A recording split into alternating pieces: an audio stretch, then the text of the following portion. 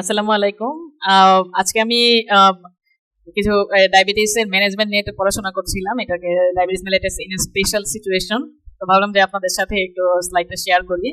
তো প্রথমে হচ্ছে জেস্টেশনাল ডায়াবেটিস মেলাইটাস নিয়ে কিছু কথা বলি। সেটা হচ্ছে যে এটা কখন করব, ডায়াগনোসিসটা হচ্ছে কত সেকেন্ড অর থার্ড ট্রাইমেস্টারে হয়ে যাবে। হ্যাঁ, second or third trimester of the pregnancy. এবং এটা অবশ্যই টাইপ 1 বা টাইপ 2 ডায়াবেটিস মেলাইটাস হওয়া যাবে না। এটা কি করতে হবে, এটা মানে জেস্টেশনাল ডায়াবেটিস মেলাইটাস হিসেবে মানে ডিউরিং জেস্টেশন এটা প্রথম মানে আসবে, এবং ক্লিয়ারলি আমরা বুঝতে হবে যে এটা টাইপ 1 টাইপ 2 ডায়াবেটিস না। তারপরে এটা আমরা কি বলছি, সাউথ ইস্ট এশিয়ান রিজিয়নে কি হবে, সাউথ ইস্ট এশিয়ান রিজিয়নে এটার হচ্ছে হাইপারগ্লাইসেমিয়ার ফ্রিকোয়েন্সি কিন্তু প্রত্যেকটা প্রেগনেন্সিতে কত 25%, মানে প্রতি 4 জন প্রেগনেন্ট মায়ের মধ্যে একজনের কিন্তু হাইপার গ্লাইসেমিয়া পাবেন।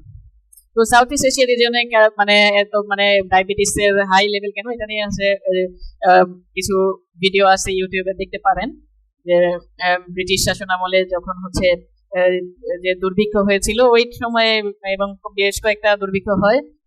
এই দুর্ভিক্ষের কারণে মানে আমাদের জেনেটিক মডিফিকেশন এমন ভাবে হয়ে গেছে যে আমরা কিন্তু ডায়াবেটিস এর আক্রান্ত হওয়ার সম্ভাবনা বেশি, আমাদের ডায়াবেটিস হওয়ার সম্ভাবনা বেশি। এখন কথা হচ্ছে যে কাদেরকে আমরা স্ক্রিনিং করব, কখন করব এবং কিভাবে করব। অ্যাকচুয়ালি আমরা সব মায়েদেরকেই স্ক্রিনিং করব, এবং ওই যখন ফার্স্ট অ্যান্টিনেটাল ভিজিটে আসবে তখন হচ্ছে তার যে ডায়াবেটিস হওয়ার যে জিডিএম হওয়ার রিস্ক আছে কিনা সেটা অ্যাসেস করে ফেলবো, প্লাস হচ্ছে ওজিডিটি করতে দেবো প্রথম অ্যান্টিনেটাল ভিজিটে। তো এই কাদের বেশি রিস্কটা হচ্ছে যদি বিএমআই 23 এর বেশি হয়, যদি বয়স 25 এর বেশি হয়, যদি হচ্ছে এশিয়ান হয়, যদি ফার্স্ট ডিগ্রি রিলেটিভের ডায়াবেটিস থাকে, যদি হচ্ছে আমার মানে আগের প্রেগনেন্সিতে যদি তাদের জিডিএম থাকে, তারপরে হচ্ছে যদি তার হচ্ছে আইজিটি বা হচ্ছে আইএফডি এর একটা হিস্ট্রি থাকে। এছাড়া যদি তাদের এমন যদি হয় যে তার লাইফ স্টাইলে হচ্ছে যে ফিজিক্যাল ইনঅ্যাক্টিভিটি মানে ফিজিক্যাল অ্যাক্টিভিটিস খুব বেশি না, তারপরে মেটাবলিক সিনড্রোমের কোনো ফিচার যদি থাকে যেমন হাইপারটেনশন, তারপরে হচ্ছে যে ভালো যে কোলেস্টেরল এইচডিএল কম কিন্তু ট্রাইগ্লিসারাইড যদি বেশি, যদি হচ্ছে পলিসিস্টিক ওভারিয়ান সিনড্রোম, অ্যাকান্থোসিস নাকি ক্যান্সার অথবা সেরেব্রোভাস্কুলার ডিজিজ থাকে, তাহলে এগুলা তাহলে এটা এখানে কত 23, এটা হচ্ছে 23, BMI 23, A for age, B for BMI.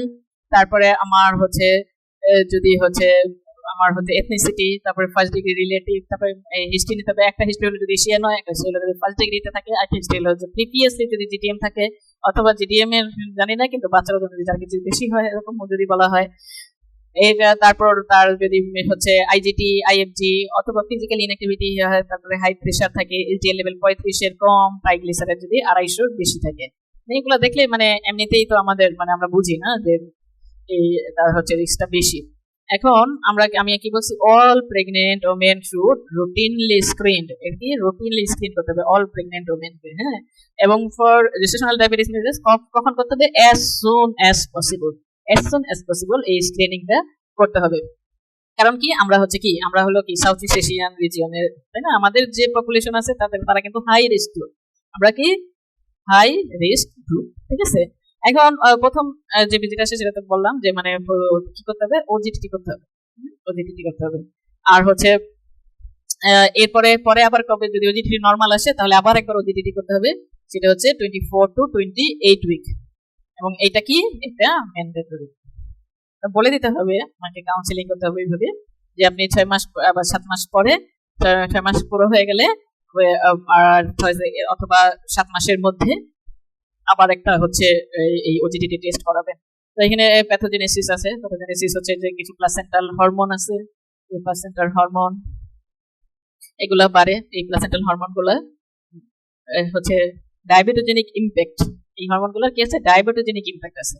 আচ্ছা, আর কি ম্যাটার্নাল যদি ইনসুলিন রেজিস্ট্যান্স থাকে, ম্যাটার্নাল ইনসুলিন রেজিস্ট্যান্স, এটা হচ্ছে ইনসুলিন রেজিস্ট্যান্স থাকলে তাহলে তার পোস্টপান্ডিয়াল হাইপারগ্লাইসেমিয়া হয়, ঠিক আছে। আর একটা হচ্ছে এবং এই গ্লুকোজটা কি হয়, ফিটাসে যায়, হ্যাঁ, তখন হচ্ছে অ্যানাবলিজম হয়, বাচ্চাটা বড় হয়। দেয়ারফর আরেকটা হচ্ছে যে হলো glucose, women become glucose intolerant if they have insufficient insulin reserve. আচ্ছা, এখন হচ্ছে ডায়াগনস্টিক ক্রাইটেরিয়া কি, যদি ফাস্টিং ওজিটি করব, ওজিটি হচ্ছে প্রথমে ফাস্টিং যে গ্লুকোজ নেব যেটা যদি 5.1 অথবা তার বেশি হয়, 1 ঘন্টা পরে যদি 10 এর বেশি হয়, এবং 2 ঘন্টা পরে যদি 8.5 এর বেশি হয়, তাহলে আমার কি আমার হচ্ছে তাহলে কত 5.1, তারপরে হলো 10, আর হচ্ছে 8.5। এগুলো হচ্ছে গোল্ডেন নাম্বার। হ্যাঁ, যদি হচ্ছে 5.1 অথবা তার বেশি হয়, অথবা যদি হচ্ছে তার হলো যদি হচ্ছে 1 আফটার 1 মানে 5.1 বা তার বেশি যদি হয় ফাস্টিং এ, তারপরে আফটার 1 আওয়ার যদি 10 এর বেশি হয়, এবং আফটার 2 আওয়ার যদি 8.5 অথবা তার বেশি হয়, তাহলে আমরা এটাকে বলবো কি জেস্টেশনাল ডায়াবেটিস মেলিটাস ডায়াগনোসিস করব। এখন প্রেগন্যান্সি থেকে HbA1c এর কোনো রোল আছে? কোনো রোল নাই, এটা হচ্ছে নট রেকমেন্ডেড। ঠিক আছে, নট রেকমেন্ডেড। কেন? মানে এখানে কি হয়, এটা আরবিসি টার্নওভারটা বেশি থাকে এবং HbA1c কি থাকে, কম হবে, প্রেগন্যান্সিতে স্লাইটলি লোয়ার। ঠিক আছে, আচ্ছা প্রি কনসেপশনাল কি প্রি কনসেপশন, আমাদের কাছে যদি কেউ আসে যে কোনো মা আসে যার ডায়াবেটিস আছে এবং কনসিভ করতে যাচ্ছে, তাহলে তাদেরকে এই বিষয়গুলো আলাপ করতে হবে। তার HbA1c টার্গেটটা 6.5 এর নিচে নিয়ে আসতে হবে, সি ইনহিবিটর, স্ট্যাটিন, কন্ট্রাইন্ডিকেটেড। তারপরে তার যে যদি অলরেডি কোনো কমপ্লিকেশন থেকে থাকে, যেমন ডায়াবেটিস রেটিনোপ্যাথি থেকে থাকে, সেটা আরো মানে খারাপ হবে। অথবা যদি ডায়াবেটিস রেটিনোপ্যাথি এখন নাই কিন্তু প্রেগন্যান্ট অবস্থায়, তাহলে ডায়াবেটিস রেটিনোপ্যাথি ডেভেলপ করতে পারে। হ্যাঁ, এগুলো কাউন্সেলিং করতে হবে। এছাড়া তার এসি ইনহিবিটর, স্ট্যাটিন তো কন্ট্রাইন্ডিকেটেড, তার সাপ্লিমেন্টেশন দিতে হবে কি ফলিক অ্যাসিড সাপ্লিমেন্টেশন। তারপরে তার নিউট্রিশন, ডায়াবেটিক এডুকেশন এবং অন্য কোমরবিডিটি আছে কিনা এগুলো চেক করতে হবে। আর এই যে SMBG, set monitoring of the blood glucose, এইগুলো এনশিওর করতে হবে। ডায়াবেটিসের হচ্ছে কমপ্লিকেশন কি হতে পারে? মায়ের ক্ষেত্রে হতে পারে অ্যাবর্শন, ইন্ট্রাইউটেরাইন ডেথ, প্রি-এক্লাম্পসিয়া, পলিহাইড্রোমিয়াস হতে পারে, ডায়াবেটিস কন্ট্রোল ডিফিকাল্ট হয়ে যেতে পারে, এবং যে আগে থেকে যদি কোনো কমপ্লিকেশন, ডায়াবেটিসের কোনো কমপ্লিকেশন থাকে তাহলে সেই কমপ্লিকেশনটা খারাপ হতে পারে। আর বাচ্চার ক্ষেত্রে কি হতে পারে? ম্যাক্রোসোমিয়া হতে পারে, IUGR হতে পারে, দুইটাই হতে পারে, ম্যাক্রোসোমিয়া হতে পারে, IUGR হতে পারে। নিওনেটাল হাইপোগ্লাইসেমিয়া হতে পারে, respiratory distress syndrome, congenital malformation. ঠিক আছে, cardiac or renal anomaly, caudal regression syndrome, CNS defect. আচ্ছা, গ্লাইসেমিক টার্গেটটা কত? হ্যাঁ, আমার হচ্ছে ফাস্টিং হচ্ছে 5.3 এর নিচে নিয়ে আসতে হবে, 1 আওয়ারে হলে 7.8 এর নিচে নিয়ে আসতে হবে, 2 আওয়ার হলে 6.7 এর নিচে নিয়ে আসতে হবে। আমার ডায়াবেটিসের ক্রাইটেরিয়া গুলা কি ছিল? আমার হচ্ছে গোল্ডেন নাম্বারটা কি ছিল?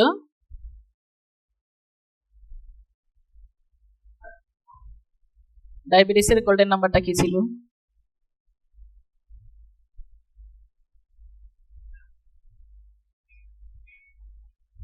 আচ্ছা, ডায়াবেটিসের গোল্ডেন নাম্বার ছিল 5.1, তারপরে ছিল 10, 8.5। ঠিক আছে, আর আমার হচ্ছে টার্গেটের গোল্ডেন নাম্বার হলো 5.3। গোল্ডেন বলতেছি কেন, মানে এগুলো খুব দামি, মনে রাখতে হবে। 5.3, 7.8 আর হচ্ছে 6.7। ঠিক আছে, 6.7, 7.8, 5.6 হলে এটা একটু ছন্দটা মিলত। 5.6 তাহলে 5, 6, 7, 8, 6, 7 এরকম হয়তো, তাই না? কিন্তু এটা হচ্ছে 5.3, 7.8, 6.7 রাখতে হবে। এবং ব্লাড প্রেশার কি? সিস্টোলিকটা আমার 130 এর নিচে, এবং ডায়াস্টোলিক মানে 135 এর নিচে, এবং ডায়াস্টোলিকটা 85 এর নিচে রাখতে হবে। ঠিক আছে, এটা একটু বড় করে দেই।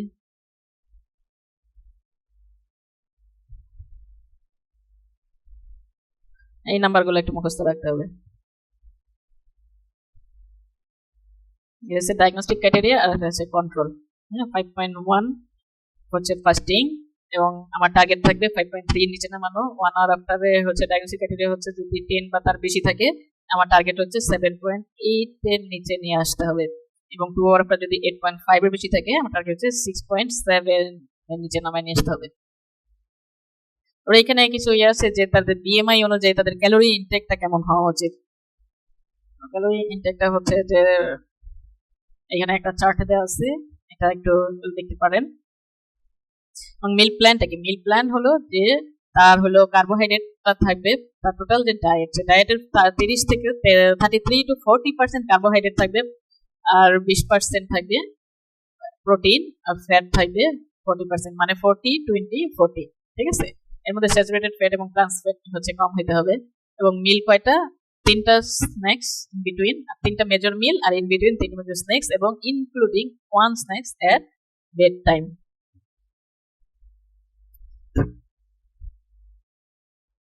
রেকমেন্ডেড ওয়েট গেইন সিঙ্গেল প্রেগন্যান্সিতে যদি BMI যদি 18.5 এর কম হয়, তাহলে আইডিয়াল ওয়েট গেইন হচ্ছে 12.5 to 18 কেজি।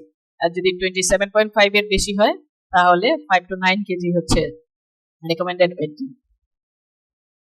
এক্সারসাইজ হচ্ছে প্রেগন্যান্সিতে যে এক্সারসাইজ গুলো করা সম্ভব, নর্মাল হাঁটা, সাইক্লিং যদি সম্ভব হয়, তারপর সুইমিং, ইয়োগা, এগুলো করা যেতে পারে। এখন ট্রিটমেন্ট হলো এখানে আবার হচ্ছে আমাদের ওই যে গোল্ডেন নাম্বারের ইয়েটা নিয়ে এটা একটু কপি করি।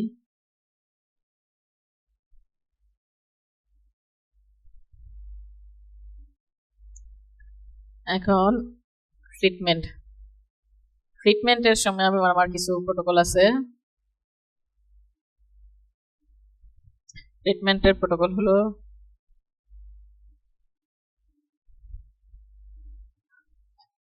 এটা হচ্ছে ডায়াগনোসিস, এটা হচ্ছে টার্গেট। এখন আমার হলো ট্রিটমেন্ট প্ল্যান।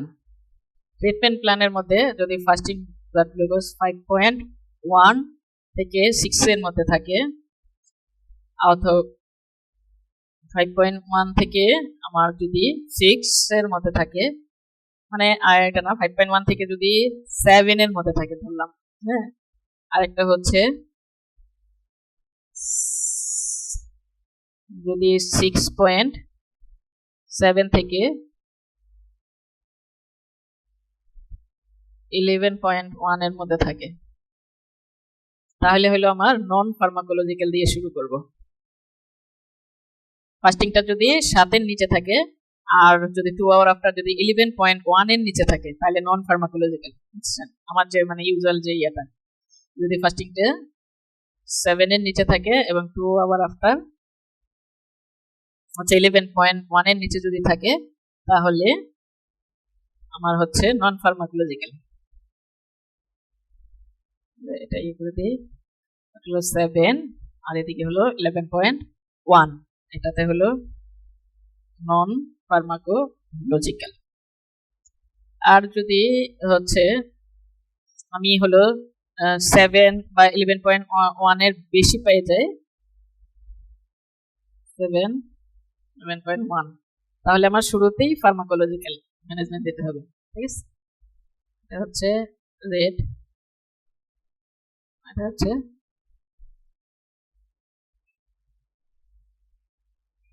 গ্রিন। হ্যাঁ, মানে 7 ফার্মাকোলজিক্যাল শুরু করতে হবে। এখন নন ফার্মাকোলজিক্যালটার দিকে আমরা তারপরে নন ফার্মাকোলজিক্যাল যে মানে যে লাইফ স্টাইল ম্যানেজমেন্ট, তারপরে নিউট্রিশন ম্যানেজমেন্ট, মিল প্ল্যান, এগুলো বললাম, এত ক্যালোরি নিবেন, এই দিবেন ডায়েট প্ল্যান বলার পরে কতদিন দেখবো? 1 সপ্তাহ দেখবো যদি ফাস্টিংটা 6 এর নিচে থাকে। যদি 6 এর নিচে থাকে তাহলে দেখবো 1 সপ্তাহ ফাস্টিংটা। আর 2 আওয়ার আফটারটা যদি 7.8 এর নিচে থাকে তাহলে 1 সপ্তাহ। ঠিক আছে, আর যদি ফাস্টিংটা যদি 6 এর উপরে চলে যায় মানে 6.1, আর হচ্ছে 2 আওয়ার আফটারটা যদি 7.8 এর বেশি হয় তাহলে 3 দিন পরেই রিভিউ করব। ঠিক আছে, তাহলে 3 দিন পরেই রিভিউ। এটার নোটটা করে নিন। ঠিক আছে, যদি 7 বা 11.1 এর নিচে থাকে তাহলে ফার্মাকোলজিক্যাল। যদি এটা তাহলে 7.1 11.1 এর বেশি হলে 7 আর 11.1 এটার হচ্ছে যদি বেশি থাকে তাহলে ফার্মাকোলজিক্যাল ইনিশিয়ালি শুরু করে দিব, তারপরে হচ্ছে মানে এটা হচ্ছে কন্টিনিউ করব এবং ট্রিটমেন্ট রিভিউ করতে থাকবো। কিন্তু নন ফার্মাকোলজিক্যালের ক্ষেত্রে 1 সপ্তাহ পরে, 3 দিন থেকে 1 সপ্তাহ পরে রিভিউ করতে হবে। কখন 3 দিন করবো আর কখন যদি হচ্ছে ফাস্টিংটা যদি 6 এর মধ্যে থাকে তাহলে 1 সপ্তাহ পরে করলেও হবে, অথবা 2 আওয়ার আফটারটা যদি 7 বা 7.8 এর মধ্যে থাকে তাহলে 1 সপ্তাহ পরে করলে হবে। কিন্তু যদি ফাস্টিংটা 6 এর বেশি থাকে, 2 আওয়ার আফটারটা 7.8 এর বেশি থাকে তাহলে 3 দিন পরে আবার রিভিউ করে দেখতে হবে। তাহলে এই সংখ্যাগুলো একটু মনে রাখতে হবে। এরপরে হচ্ছে ইনসুলিনের হচ্ছে সেফ কোনগুলো, যত হিউম্যান ইনসুলিন আছে সবই সেফ। হ্যাঁ, যত হিউম্যান ইনসুলিন আছে এবং র্যাপিড অ্যাক্টিং অ্যানালগের মধ্যে লিস্প্রোএস পার্টিকুলারসি, লং অ্যাক্টিং অ্যানালগ হচ্ছে ডেটিমির লেভিমিন নামে পাওয়া যায়, এটা সেফ। মানে অ্যাপ্রোচটা কি? অ্যাপ্রোচটা হচ্ছে 0.2 to 0.5 unit per KG. Insulin কত? 0.2 to 0.5 ইউনিট পার কেজি। হ্যাঁ, 0.2 to 0.5 ইউনিট পার কেজি, ঠিক আছে? 0.2 to 0.5 ইউনিট পার কেজি। কিন্তু যদি ওবেস হয়, ওবেস হইলে আরো বেশি প্রয়োজন হতে পারে, ওবেস হইলে বেশি প্রয়োজন হতে পারে। এখন হচ্ছে প্রেগন্যান্সিতে আমরা সাধারণত অনলি বোলাস রেজিমেন, হ্যাঁ, কারণ পোস্ট মিল ব্লাড গ্লুকোজটা বেশি থাকে। কিন্তু যদি ফাস্টিং ব্লাড গ্লুকোজ হচ্ছে বেশি থাকে, তাহলে সেক্ষেত্রে আমরা যদি ফাস্টিংটা বেশি থাকে, সেক্ষেত্রে আমরা একটা ইন্টারমিডিয়েট বা লং অ্যাক্টিং ইনসুলিন অ্যাড করতে পারি, ঠিক আছে?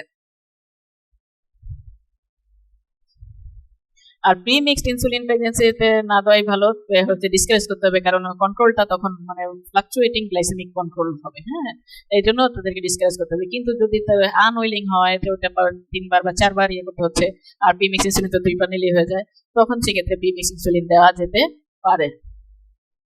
এখন ওরাল অ্যান্টি ডায়াবেটিক ড্রাগের ক্ষেত্রে ইয়ে হচ্ছে যেমন মেটফরমিন আসলে সেফটি ডাটা কিন্তু এত অ্যাভেলেবল না। এমনকি যদি রোগী আগে থেকেই হচ্ছে অন্য কোনো কারণে হচ্ছে মেটফরমিন পেত, সেটা কিন্তু ফার্স্ট ট্রাইমেস্টারে আমরা হচ্ছে ডিসকন্টিনিউ করে দেই। তবে মেটফরমিন দেওয়া যায়, কিন্তু এটা ফার্স্ট লাইন এজেন্ট হিসেবে আসলে ইউজ করা উচিত না। এছাড়া সালফোনাইল ইউরিয়া বা আদার যে ওরাল হাইপোগ্লাইসেমিক এজেন্ট আছে, এগুলো নিওনেটাল হাইপোগ্লাইসেমিয়া করে, এজন্য এগুলো আমরা should not be used during pregnancy. Monitoring করতে হবে কি? দিনে 4 বার ফাস্টিং করতে হবে,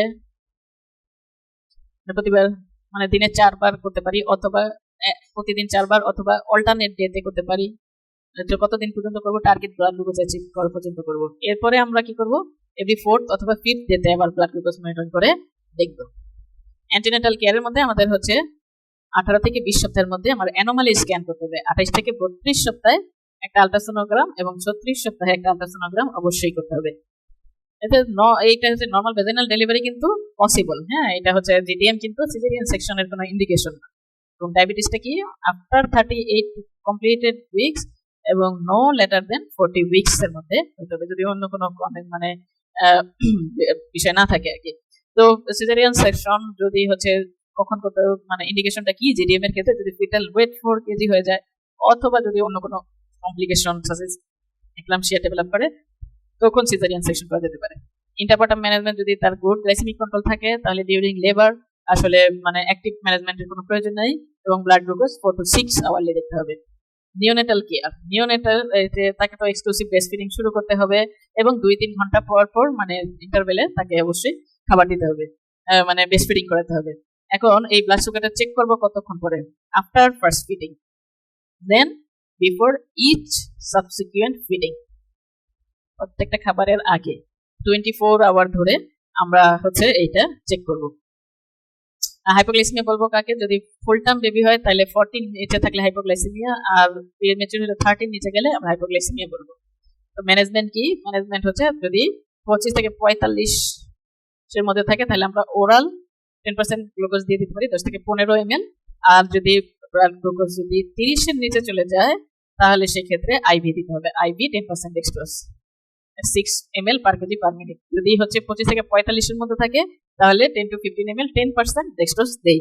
আর যদি 25 এর নিচে চলে যায়, তাহলে 10% ডেক্সট্রোজ 6 ml পার কেজি পার মিনিট, মানে আইভি দিতে হবে, আইভি। ব্রেস্ট ফিডিং এর সময় মেটফরমিনসে অন্য যে মানে ওরাল অ্যান্টিডায়াবেটিক মেডিকেশন আছে, সেগুলো আসলে অ্যাভয়েড করতে হবে। ইনসুলিনও হচ্ছে সেফ। এখন যার একবার জিডিএম হয়, তার কিন্তু পরবর্তী প্রেগন্যান্সিতে হচ্ছে জিডিএম হওয়ার চান্স কত? 65%। মানে 100 জন মায়ের যদি জিডিএম পায়, এই প্রেগন্যান্সি ফার্স্ট প্রেগন্যান্সিতে পেলাম সাপোজ, সেকেন্ড প্রেগন্যান্সিতে কিন্তু এর মধ্যে 65 জনেরই আবার জিডিএম ডেভেলপ করবে।